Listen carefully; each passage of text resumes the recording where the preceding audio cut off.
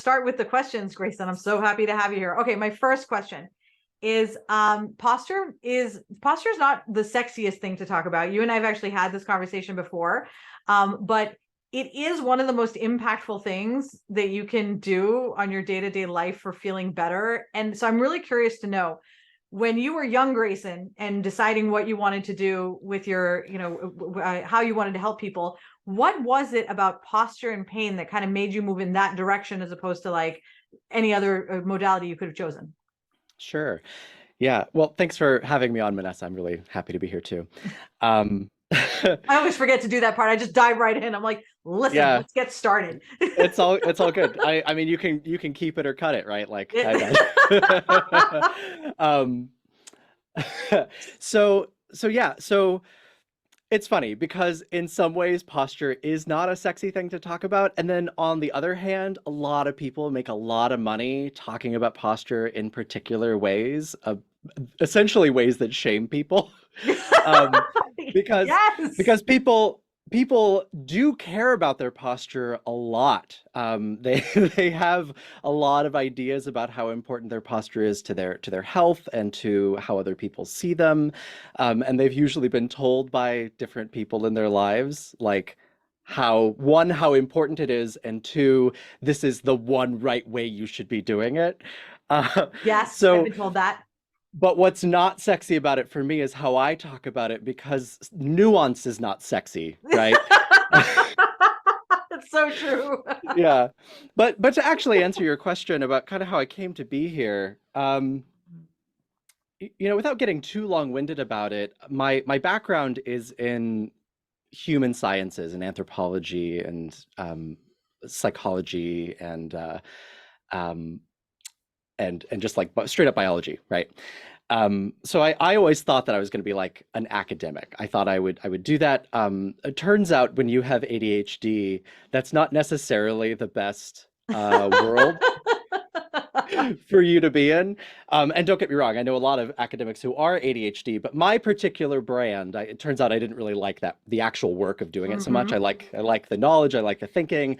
I don't care for that type and much of writing. Um, so anyway, I came to this with that background first. And then the other thing in my background is that I am a performing artist. Improv is the thing that I have done the most of. I've been doing it for 20 years, but a variety of other things as well in my background.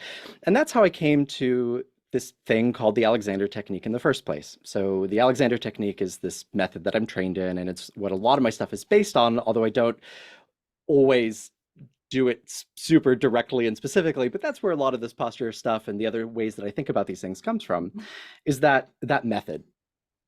And it's really widely taught to performing artists and to people in pain. Like those are the main two groups of people. So I came to it first from this performing arts background, and then in my 20s, chronic pain shows up.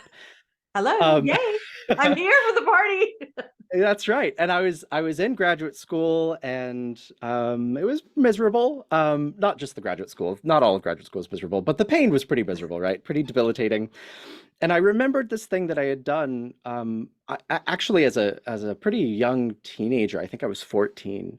I remembered the Alexander Technique, and I was like, well, I've tried all of these other things. Maybe I should try this thing that I already did before that I really liked back then, Mhm. and I know it has these impacts. And so I went. I found a teacher, and we had one session, and my pain was really significantly affected, decreased, right? And some of that was because she was reminding me of things that I already knew but had kind of forgotten about how to use my body.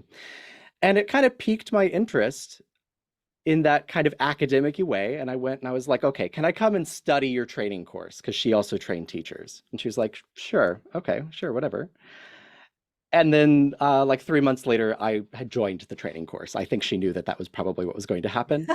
Um, and I still kind of couched it in like, well, this is still grad school. This is what I'm writing my thesis about.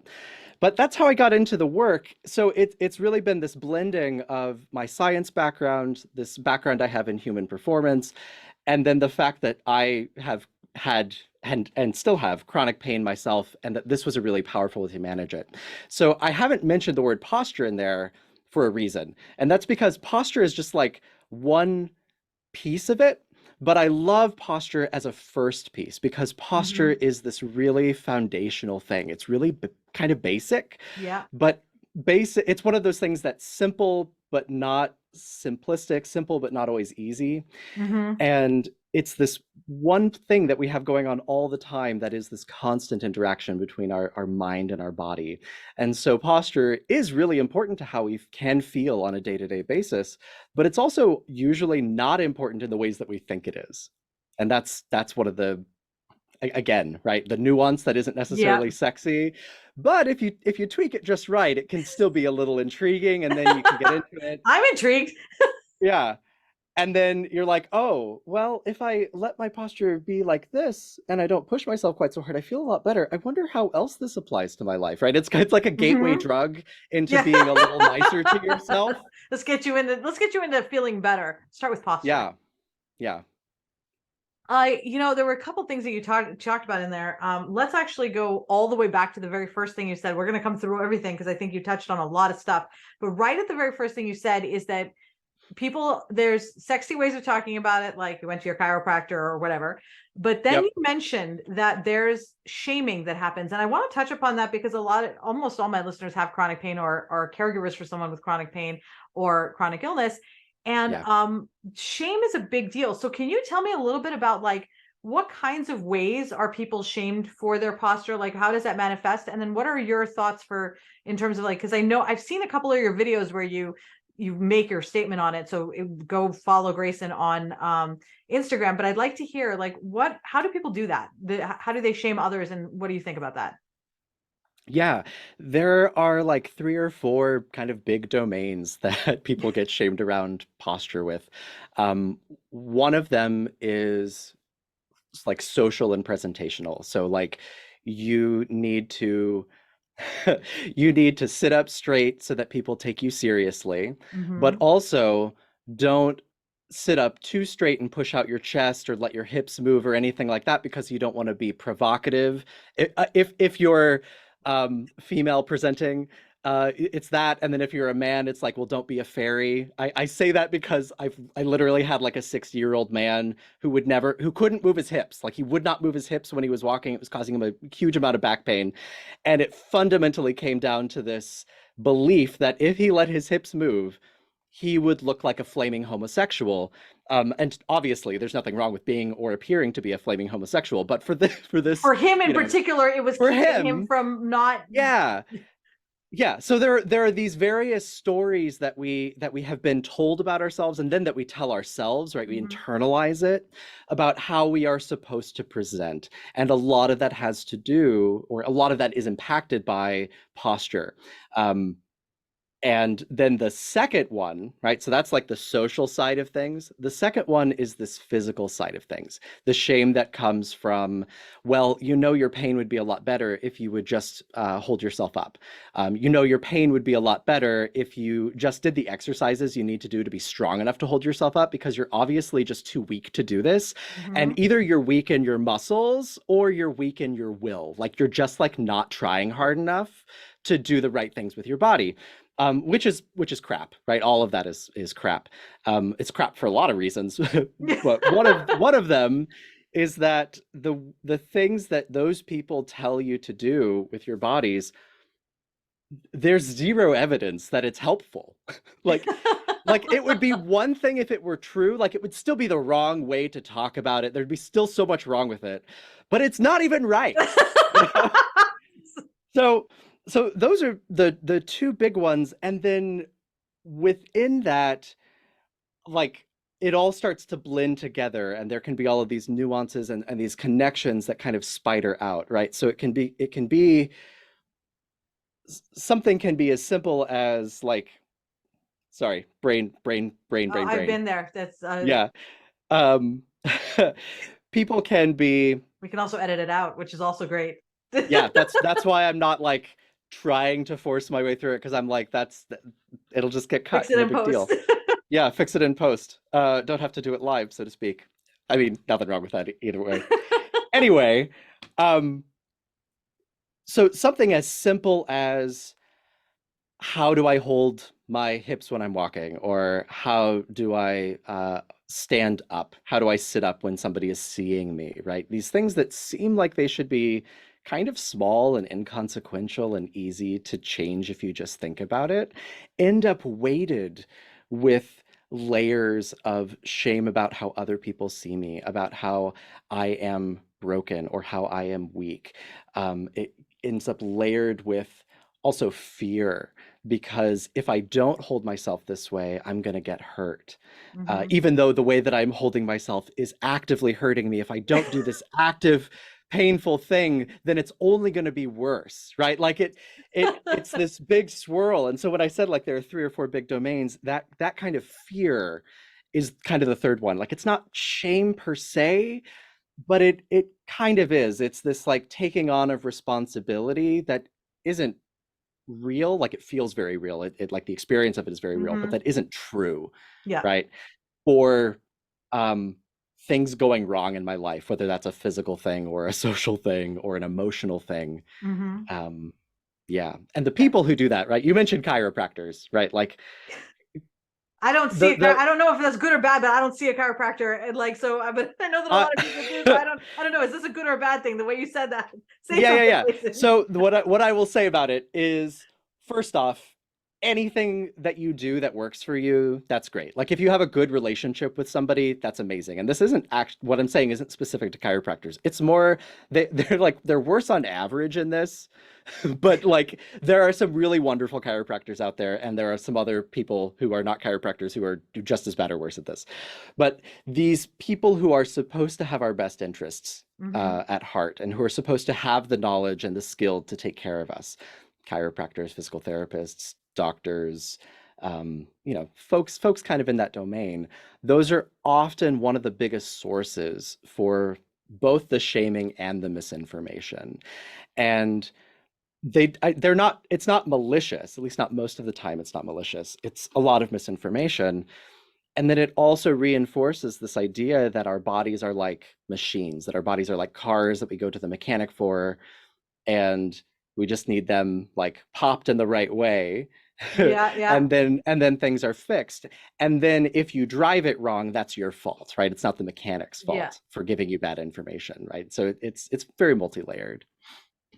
You just like you hit upon things that are so important to me. So and it's almost like you knew the questions I wanted to ask you, because like I have that written down in there where we talk about. So here's my question for you about this, because as somebody who's chronically ill, chronic pain, I've been the beneficiary of some of these medical health professionals who they dismiss you, they gaslight you, Yeah. they make it very difficult to manage your own care. And a lot of times I think there's some judgment depending on who your doctor in whatever role it is, like, if they're not familiar with chronic pain, and especially if you are a woman, especially if you're a Black woman, you'll get Yeah. ignored or mistreated sometimes because of these. And so I definitely understand. And I wanted to talk to you a little about that, as like, as somebody who, because like what you do is you sort of work with people, and I've been your client, so I know how you work with people in a very what's the word, thoughtful way to help them find freedom from their pain, or at least alleviate the pain a little bit.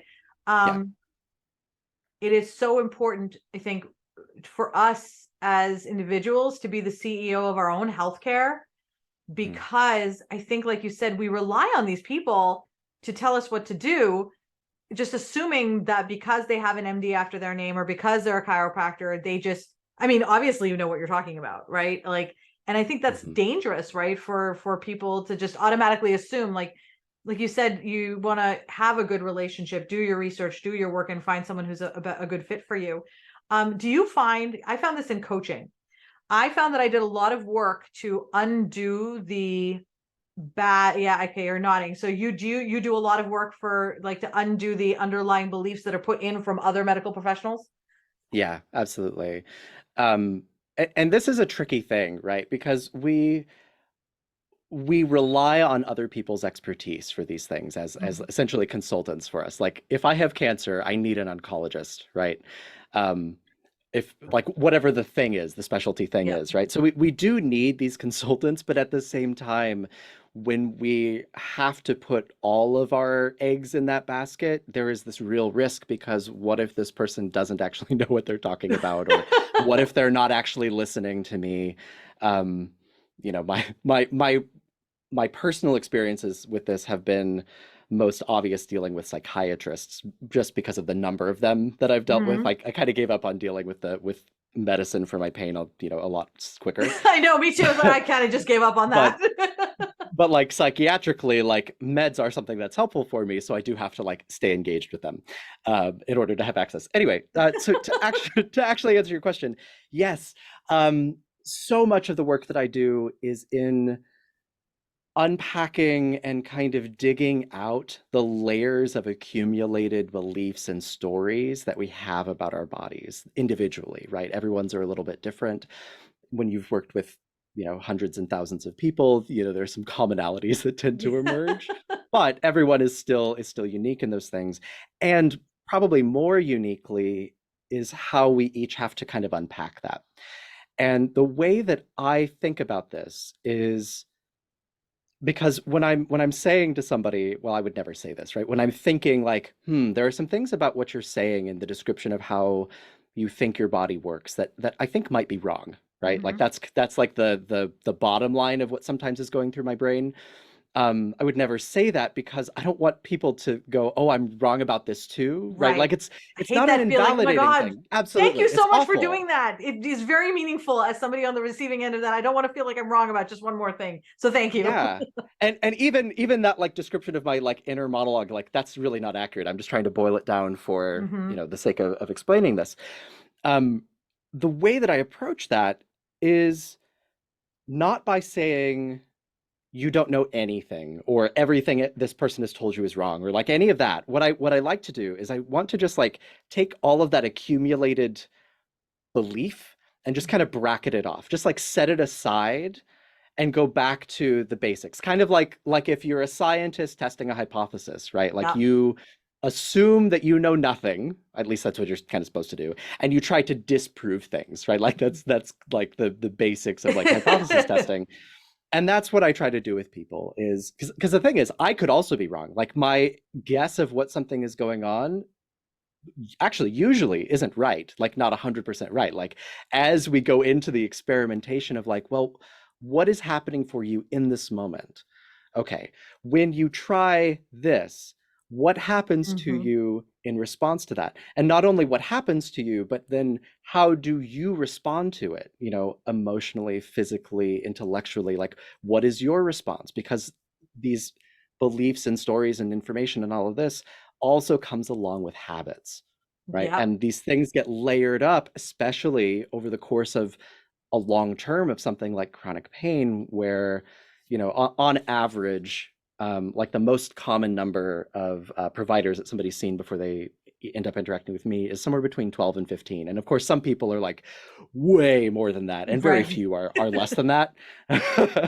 um, so even just from that one pocket of where these informations of where these stories are coming from, it's a lot, right? So it's super layered and we have to like peel it away, and Hmm. then we recognize, oh, I didn't even know that I was thinking that, or I didn't even know that I believed that, or I didn't even know that I was doing that. And so it just keeps coming up and around again, and we just try to stay as present and in the moment to figure these things out as possible, to ultimately figure out what works best for you as an individual, which is not something that science or medicine in general does particularly well. It's really great when there is a clear pathology, like a clear mechanism for Hmm. something. And when something is really complex and chronic, like pain or neurodivergence or other psychiatric stuff, not so much, right? Like Yeah. it's much more of a it's like it's a web, it's a constellation of things, and we're trying to untangle different knots, and we get and progress isn't linear, like two steps forward, one step back, but not even one step back, like sideways. And it's um and so it takes this really open process, trying to be as open-minded as possible, both from the perspective of somebody helping, but also from the perspective of somebody seeking something new.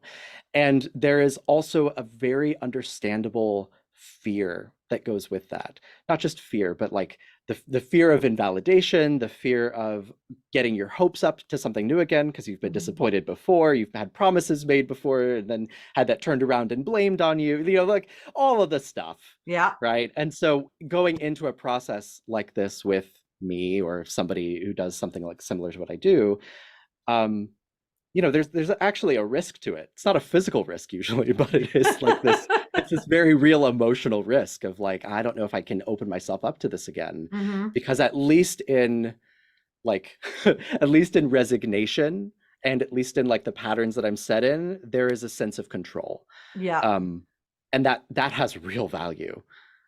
When you said that, I thought to myself, I'm not sure if I want to open my heart up to this again, and I'm not sure if I want to pay money to Mhm. have my heart broken again. It's like it's even worse, right? Yeah. Because like you go see a doctor and insurance pays, but you see a coach or somebody you're paying, and it's like I'm paying you now to tell me I'm terrible, right? So I definitely can understand that. And I tell you, like one of the things that when we were working together is that you were very like you asked questions, you got to know what my challenges were, and I think that it's interesting as you were talking, you brought up this thought for me that we've been programmed. So when I was little, something was wrong, you called the doctor comes, this is wrong, take this medication, you're gonna be fine. Like the doctor just knew everything and then told you what to do and you were good. Yeah. And I think that as we are getting older, right, we're still, that idea is still there. The doctor knows what to do, tells you what to do, you go do it, right? The idea that, because I think there's this conflicting idea, right? Because now working with you, it was more of like an interactive process, collaborative, where you're like, okay, let's try this because you're getting to know my actual problem so that you can help my actual issues, right? And I can see how someone who has been burned before, who's having, struggling, would come in and then you're asking the question like, why don't you know this already? Because you're the doctor, right? And I can see how Uh-huh. that would be a challenge. Whereas the people who are suffering from chronic pain, we need to sort of rethink how we're approaching it and recognize that we're looking for a partner to be doing things with, that we're like, okay, we're going to have several sessions. In our first session, we're going to do a bunch of stuff and some will help you and some won't. But what we learn from that first session will make every subsequent session better versus the come in once and we'll figure it out. And I'll just tell you what pills Yeah. to take and you'll be okay. I feel like that's an interesting thing for my listeners to sort of think about, is that, what is your underlying belief about what kind of relationship you're supposed to be having with your healthcare provider? Yeah. And and to be clear, one, I'm not a doctor, right? So just Right. to set, Yes. You have to say have a that out. doctor also. Um, yeah, right. You do. Um, and I also just feel like I should say, like, I don't think doctors or any of these other professionals are bad. They're usually working in the same crappy systems that we are. Hmm. And I think most of them would actually, at least when you go back to before they were like made cynical by their experiences, most people want to have relationships like this.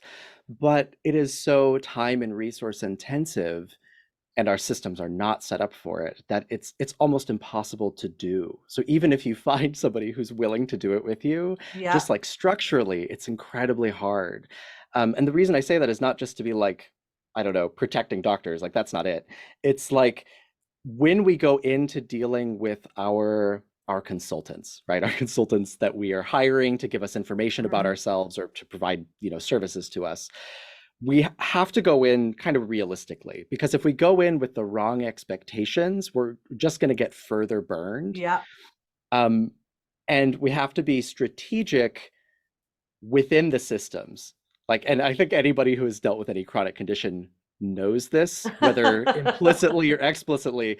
Like, we get to a point where it's like, okay, I know that this is the way I need to tell my story. This is the way I have to pretend to not know things about this so that I don't step on anyone's ego. Like the various strategies that we have to do. So it's like, yeah, I want to think about like what relationship do I really need to figure these things out? And then Mhm. also among the relationships I already have and the treatments I need and blah, blah, blah, I also have to think about like strategically, how can I get the most of that possible? Right. Get as much as I need. Yes, Yeah. absolutely. And I recognize like my role, my services are like they're not terribly accessible for that reason, right? Because they are intensive. So only people who have a certain amount of financial resource are able to pay me, and I have bills to pay too. So, Right. that part sucks. And it's also part of why I've created the posture detox and I'm working on some other things, is to try to make those things more accessible. And we were talking before about like the undoing Hmm. of old beliefs, and that was what I created the detox for, is like that's the stuff that is quote unquote being detoxified, are the Fab. narratives around posture. That's great. I love that, because That's like the idea. those are the things that we want to all start with anyway. Because I mean, and Yeah. the truth is that what you're describing, like, so when I was still coaching a bit, when I was still my business coaching was my main thing. I would work with people, and a lot of people call me their business therapist, and I was like, I'm Hmm. not a therapist, but I can help you operationalize the things that you learn in therapy. So you go into therapy and you learn about good mindset, you learn about good habits, you learn about things that are sabotaging yourself. And then these things, you bring them into the squad at the time. We talk about business practices that reinforce these ideas so that you're building that habit. Because you mentioned earlier, we're going to come back to the habits thing. And I think that we all need a team of people to keep us alive, right? So it's Hmm. not just like, well, fuck the doctors, I'm not seeing it. It's like, no, dude, I have doctors, I have, Yeah. I've got a whole list, psychiatrists, therapists, I've got many people who help keep me alive. And everyone, like you said, has their own specific role. Yeah. And you just have to know what their role is, because the disappointment comes if you put someone in a role that isn't theirs, or you have expectations of a role that is not, like, for example, like you said, doctors are limited by so many things. So even if you are the doctor with the greatest heart who wants to do so many things, like, I want to be there for all my patients, the medical system is set up to, I mean, let's be real here, it's set up to benefit insurance companies, hospitals, and everyone but the patient. And Yeah. so we're merely the commodity that gives them the money so they can do it, right? And so they are also, and I've talked with so many doctors who feel the same way. It's like, it's Yeah. really, it's very bizarre, the system that we I have mean, that everybody hates, it but we is. all I do mean, it. it's both us, the commodity, and the doctors, the commodity. Like both of us are Yeah. creating value for somebody else Yes, for through someone, that suffering. is so Yeah. true. That is so Yeah. true. Such bullshit. And nurses and the whole The everyone who whole works, who medical, actually labors. the Yeah. people who suffer and the people who labor are making the money Yeah. for somebody else. Right. There we go. I think we got it. Okay. So the other thing that I wanted to touch upon as you were talking earlier was about, you were talking about mind. Okay. So I saw one of your Instagram reels, which they're fucking amazing. Like, oh my God, like, guys, his Instagram reels are so good that I basically got on a call and was like, I need you to coach me and teach me how to do your Instagram reels. And he did. So I'm super happy. But there's one reel that you made that pissed me the fuck off. Okay. And then you brought it up again today. So I want to, like, dude, I was so bad. I was like, I can't shut wait. up, Graeson. I was like, you don't know. And you were right. Those are legitimately my favorite like comments and messages in somebody when somebody is like, I absolutely hate that you said this to me. What a personal attack. I mean, I I don't know if know. that's where this one is going, but It is. I live for them. I love them Well, here because you go. This I is love going. that feeling in myself. Oh, Anyway, well, you're welcome let's then see for what I said giving that this pissed to you you. off. Okay, so here's what I hated. All right, so this one comes across, and I literally, fuck you, Grayson. It was don't choke on your water. It was the one where you talked about it all being in our minds, right? And I watched that whole video where you were talking about the mind body connection and how, a lot of the things that the posture is the beginning part, and then you actually brought it up again earlier where you were talking about fear, and and we're learning so much about how our bodies work now, and the deep connection that exists between the brain and and the pain receptors in our bodies, like the gut and the pain receptor. Like, there's just so much stuff that we know now that, like, when we were kids, that would have seemed like science fiction. It's like, yeah, Mm. okay, whatever. So a lot of us are having trouble keeping up with this kind of thing. So when you were when you were talking about the mind connection, and I started out by saying, what are you trying to say, that my pain is all in my head? And you're like, it's not really what I'm saying, but kind No. of like, and so I want to, and it's so powerful because it's true. So this is why I was mad, by the way. I was adolescent mad, like a petulant brat. Like, and No, believe me, I got it. I got it. I'm really good at being petulant. And so I don't want to know, but it's true. And I've really been thinking about it a lot since then. So can you share a little bit about what your experience has taught you about this mind body connection, and how we can control the pain that we feel by working with them together. Yeah, I don't know if I would go quite so far as to say we can control it. Sometimes we Damn, can, some I people hoped you can, could. I know, me too. I wish things worked that way. And whenever me or someone, never mind, right? When- Whenever I'm talking about something like this, there is always this risk that somebody hears, oh, you're saying it's all in my mind, like you're Right. saying it's not real, because that is a way that many professionals, you know, shut down people who are seeking help, is like, oh, it's just anxiety or whatever bullshit. And maybe anxiety contributes, but like it's not usually just anxiety, right? Like Mm-hmm. these ways that people do shut us down by talking about it that way. It's not that it's all in our minds or all in our heads. It's that there's not really a disconnect between our brains and the rest of our bodies. It's all the same stuff, right? Like thinking is physiological. Uh, and when we experience pain, that is all processed in the brain, right? And so that processing can be intensified. It can be when somebody experiences chronic pain, very often there's something called central sensitization, where essentially the body becomes more sensitive to pain. It becomes more aware of pain. It starts anticipating pain. And this is not just like a psychological in the way that we think of it, like, oh, this is just like a faulty thing in my thinking. Like it's not that. It's like your brain literally changes to do Mm-hmm. that. Like neural pathways are changed as a result. What is within our power, though, to a greater or lesser extent, there are always constraints, right? Is the ability to look at, okay, how did that process happen in the first place? And how am I unconsciously continuing that pattern? Can I interrupt that pattern?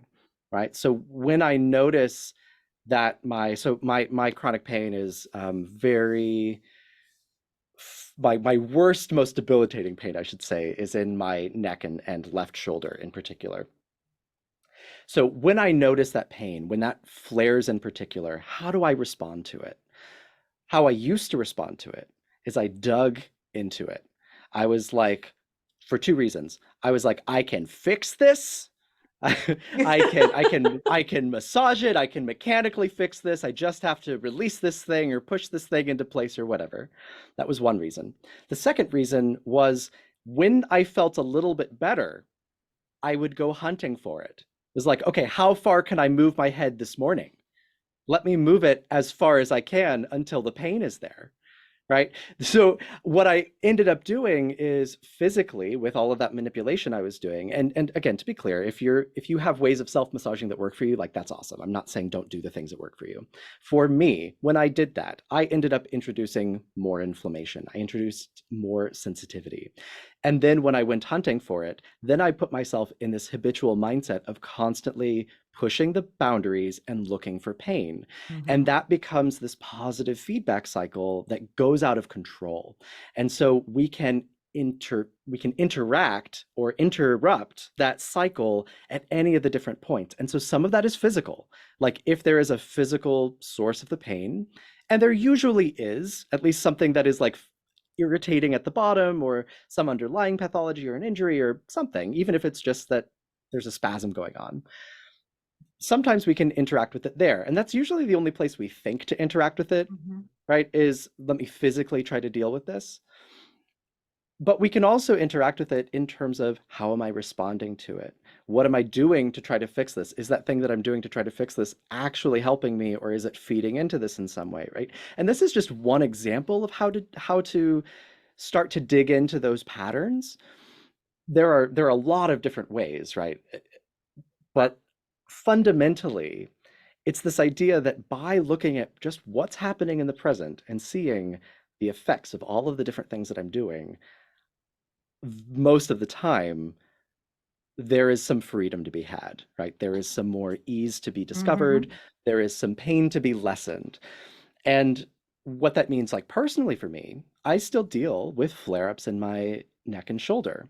The difference is I can't remember the last time they were debilitating, where I could not function, at Mm-hmm. least mostly function.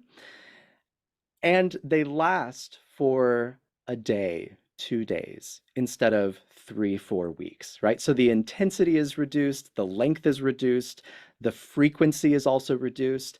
It's not that there isn't still this thing, but I respond to it so much better. Mm-hmm. And it's like making the most of whatever is there, like Yep. actually finding the true constraints of whatever physically is happening. And then even with the physical interaction, like what do I just physically do for my neck or my shoulder or whatever? It's finding out that actually the best thing I can do for myself there is literally talking to myself. It's literally going, okay, you've been through this before. You Mm-hmm. know you're not going to die from this. You know that you will recover from this. You know that life will return from this, right? It's like bringing down the catastrophization that Mm-hmm. still happens even after, I've been dealing with this for over a decade, right? And I've been dealing with it really well for, at least half of that. So I still have that catastrophic fear that shows up. And I have to remind myself that I will survive, right? Is like the first thing. I will survive. And then talking to myself around, okay, this thing is happening. I don't have to be tense around that. I don't have Mm-hmm. to protect this, right? And through kind of talking through these things with myself, directing from my brain to the rest of my body, because muscles only really do what your brain tells them to do. I can walk it down. Like I can bring the intensity down. And it doesn't make it go pop, goes away, but it makes it so much more livable. And then it does go away, relatively speaking, really quickly, Yeah. right? You taught me that. You taught me that. And I'm going to connect two things together. Earlier on, you were talking about habits and how how do the habits reinforce like the what your pain. And one of the things that I learned from you, years ago, I still use this. I use everything I learned from you. It actually, I think I've told Graeson many times, like, I think of you last thing before I go to bed every night, because I Mhm. position myself the way that I learned how, that doesn't hurt me. And I'm always like, thank you, Graeson. I Yeah. wonder how many people actually do that. They're like, thank you, Graeson. I don't think there are many people like, praying to me. Well, But I guess there's at least one. yeah, Um, no, it's so but funny. I keep, And no, go ahead. yeah, go ahead. I was just going to say that is actually such a good example of this, just in that like sleep positions are something that are at once like sort of like a purely like physical ergonomic thing, and sometimes there's some really low-hanging fruit of like if we do it this way for you and we troubleshoot it, then like you can recreate that and a lot goes away. And then there's still beyond that, like, okay, now I'm in my safe spot, my safe place. I can relax into the bed, right? I don't have to lift myself away from the bed. And then like, so it's just another example of like sometimes things are really physical, but then there's usually these levels to take it even beyond that and get even better results. Whether or not it means everything goes away or not is a different question, but like just really making the most of things. It Anyway, absolutely does. go, Because go so ahead. like I start with like the physical, right? So I got to get myself into like the physical space that like, aligns the things where I need them to be so that there's no pain, right? Um, and even like right now, for example, the way I tend to sit, and I've realized this recently, it actually happened right after I saw your video, that I tend to lean like this, and that creates like a pain in the trunk of my back. So I recognize that and I'll sit up a little bit, but even at night, what I'll find is that I am perpetually, and I think this is what you're talking about. My muscles are tense, right? At this moment, Mhm, my ass is clenched, my nostrils are mhm. flared, and I will actually go from my body, from the toes. And I do this a lot during the day, and I think you taught me this too, where I'm trying to relax it, because I am creating a lot of the pain that I realized I was having was coming from me being braced so tight all the time. Yeah. And it was unconscious that I was doing that. I didn't even know I was doing it. And yeah, no, you definitely taught us, because it's during one of our conversations. And you were like, Okay, so just, try to relax, just relax. You'll be okay. The gravity will support you. And you actually talk about this in, you have a blog Mhm. about this too. Oh, and I'm like, no, I can't. I can't. If I stop clenching, I almost feel like my whole body is just gonna Yeah, collapse out, Like it's just like it's yeah. like I'm made of gelatin and that's not hardened and so is that if that is and I'm guessing a lot of people have that, right? So many people. Yeah, absolutely. Like they don't Yeah. realize that they're all so like right now, if somebody okay, so I'm gonna ask you to do this. So if you wanted somebody to like really understand, because I think you did something with me Mhm. where you're like, here, pay attention to this. Is there a way that you could walk like is there like what would you have them look at right now to see like you're clenching? Like just think about unclenching it. What would that suggestion be? I'm gonna unclench whatever it is. Yeah. Um, so I would first give a little tiny preamble, Okay. which is just to say that when we think about our posture traditionally, it's almost always about adding more to it. It's about adding effort. It's about putting things like placing them and then holding them in the right place. Mm-hmm. When I am talking about posture with somebody, what I am looking for is subtraction, taking away effort so that things can happen more easily and more naturally. Because, and this is true even if you've got like structural stuff going on, like scoliosis or surgery, whatever, like structural differences sometimes add a different constraint. But what I'm saying applies to almost everyone, even regardless of those pathologies. Our bodies are not crappy. Even when we have crappy things about them, like I'm hypermobile, my connective tissue is not like tops, but I've still got bones and I've still got connective tissue and it still works pretty well, you know? So sometimes I have to be mindful of that, but fundamentally we have to just like inject a little bit of trust that our bodies are capable and that our brains are capable of coordinating them if we kind of get out of the way. So that's the preamble, just to like put a tiny like seed of like faith in your body and that maybe by stopping some things, something better can happen. Mm-hmm. And it's just an experiment, right? You can always go back to the old way. This doesn't actually take anything away. It's just like an experiment. So one experiment is just to say, let yourself finish sitting. You don't have to lift yourself up away from the chair. And wherever your body goes, it's allowed to go there. If it feels like you're slouching, that's okay. We're going to give permission for you to slouch. We're going to give permission for your body to release to wherever it wants or needs to go to right now. And you are supported by the chair underneath you, by the ground underneath that, or underneath your feet if you're standing, or if your feet are on the ground, they don't have to be on the ground. You have these surfaces underneath you that are meeting you, that are meeting your weight as you drop into them.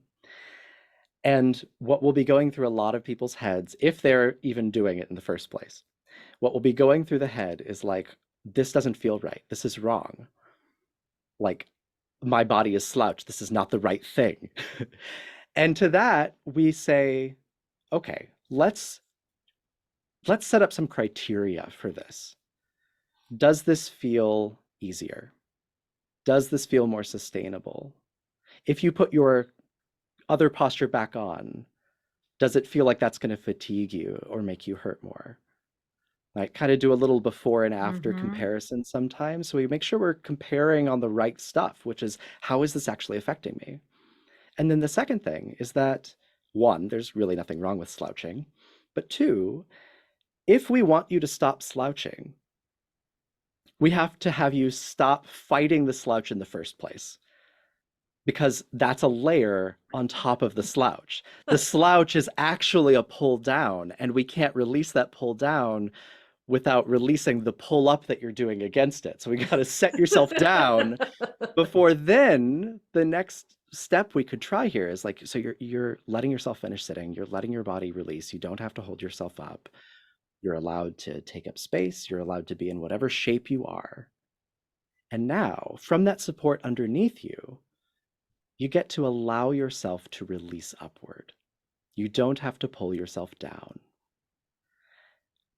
And when I say you, it's usually best if we turn it into I, right? Like, I don't have to pull myself down right now. Mm-hmm. I'm allowed to float up. And you might not get very far. It might be a tiny, tiny little bit of release that happens. But that release, whatever bit of freedom you find in exploring this, is genuine as opposed to being something forceful. And I liken this to like, it's like if you've got a scared cat under the couch and you try to reach under and like grab the cat and yank it out, that cat is still going to be freaked the fuck out, right? Mm-hmm. And as soon as you let go, it's back under the couch. What we're doing here is going, here, kitty, kitty, kitty. And if the cat moves half an inch toward us, we've made progress, right? If we find a little bit of ease, that is the genuine progress of getting the scared cat out from under the couch. And we are the cat, right? We're the cat in this scenario. We are. I love that. That is, I remember when you taught me that the first time, and I was like, holy shit, I spend most of my life sitting halfway out of the chair. And then like it never even occurred to me that like because I was halfway out of the chair, I needed to slouch down. And then like, it's basically, these are all these muscles that I was actually actively pulling. And it's really more of like relaxing and letting like, it's hard to explain, but it's almost like I'm just relaxing and letting my body do its thing. And I'm kind of directing it a little bit, but not so much because it knows what to do. But I think, I feel like maybe this is we've lost so much trust in ourselves, like, because I think so many of us have been gaslit for so long that we don't even trust our own minds, right? And so it's like it's about relearning how to trust yourself. What's great is we started this conversation with me saying I'm so pissed off at you, and we're ending this conversation with it being, oh my God, you're so right, Graeson. Thank you so much for helping me with that by saying that. Yeah. So I guarantee, guys, if you did not do what Graeson just suggested, I want you to rewind this, go listen to it again, and do it, because it was one of the most big life change. I was like, oh my God, this stuff does work. How do I work with you, Graeson? That's how that happened. Okay. We have actually, it's funny. I had like this whole list of questions that we were going to go through, and our conversation, it took us through a bunch of them and even better ones. And the rest, I'm like, I enjoy talking to you so much. You have so much wisdom. And the fact that we have a shared experience in neurodivergence and in chronic pain makes it, I think, really, it makes it easier for me to like trust you, because I know that you've been there, right? Like, you've been there. So I'm going to ask you probably one of the most difficult questions of all now is, you're making a mixtape. You're making a mixtape, and this is going to be tough. You can put a song in, any songs from the 70s, 80s, and 90s. What 3 songs go on your mixtape? Oh, fuck. Yeah, that is hard, because my form of brain stuff is very much like, you ask me what my favorite movie is, and I've never seen a movie. You've never seen a movie in your whole life. Oh my God, that's literally like the worst question I could have ever asked you. I've had that happen absolutely where awful. I just am so scared, and I'm like, oh my God, why did you ask me this? You could literally ask me the names of my dogs, and I'm like, I don't know. What this brings me back to, like, I don't know. No, we don't even need to ask that question. Then I'm going to ask you a different question instead. All right. Yeah, no, totally. Yeah, no, I'm not going to push somebody with like, if somebody did that to me and that was my nerd, I would be pissed. So what I will give you one answer. Okay, give me one answer. Funky Town is a song that comes to mind that That's a good one. I just fucking love it. That song is, if you watch Supernatural, that's the song name that they use to, if you call somebody and they say Funky Town, it means they've been kidnapped or something terrible has happened. So I forgot that. Yes, so it's been a while since I watched Supernatural. It's their safe word. No, that's a different word altogether. So the next, so I'm going to ask you a different question instead. Tell us about the big giant skeleton sitting behind you. Oh, yeah. So that's Max. He's donated his arm and one of his legs because I like to teach with them separately sometimes. So one of the things that I do with people is something called essentially body mapping. So it's like learning how your body works, right? Like just anatomically, this is how this thing functions. Let's see if your idea of how this thing works is at all close to how it actually works. Oh my God, that's so fun. Yeah, and not in like a gotcha kind of way, just like did you know that this is how this is? Oh, I wonder how this interfaces with how you're doing this thing. So that's mostly how I use him. And I used to make a lot of videos with Max. That was actually how I first got started, like 5, maybe 6 years ago. And he was the character that I created, that I put out there before I was, comfortable with myself, right? Before I was like, oh, I'm actually the real Max here, And but nonetheless, he's my one coworker, right? I'm a one-man band, at least at the moment. So he keeps me company, and I've got two daughters. They like him. One of them is terrified though if he's not wearing his sunglasses. She thinks the empty eyes are quite terrifying, but otherwise quite happy with them. I gotta tell you, created my tolerance, like for all the videos you did with Max in them. It really did create a lot of tolerance for me to see a giant disarticulated skeleton sitting behind you. I was like, this is, but I'm really able to now. I can just look at him and be like, oh, we're old friends. It's fab. Yeah. Thank you so And that much for joining. Oh, you had something you want to say? Go ahead, hit me. I was just gonna say, and that like is kind of the goal, right? Like I want people, it's like a tagline for me, be best friends with your body. But it's also like the truth. I want people to feel comfortable and knowledgeable about themselves, right? You were talking about being the CEO of your own healthcare of your life, really. And I think part of that is like knowing the company, like it's like undercover boss or something like that. Like where where you get to know it, you get to know yourself because it is yourself. There's not this real separation in a way that is different than how we separate ourselves from our bodies. We're like, Yeah. oh, that is a thing. It's the meat suit that carries me around. It's the bike or the car that's always breaking down. It's a piece of crap. Like, um, and it's, to be clear, totally fine to have those feelings, but we want to have those feelings in the context of like a couples counseling relationship where we're like figuring out what it means, how do we communicate around it, how do we express it, rather than just kind of objectifying the body separately from us. And I just genuinely want people to have that connection with themselves so that they can feel better, to feel the best that they can. It doesn't mean it's going to be perfect, but like to really make the best of things.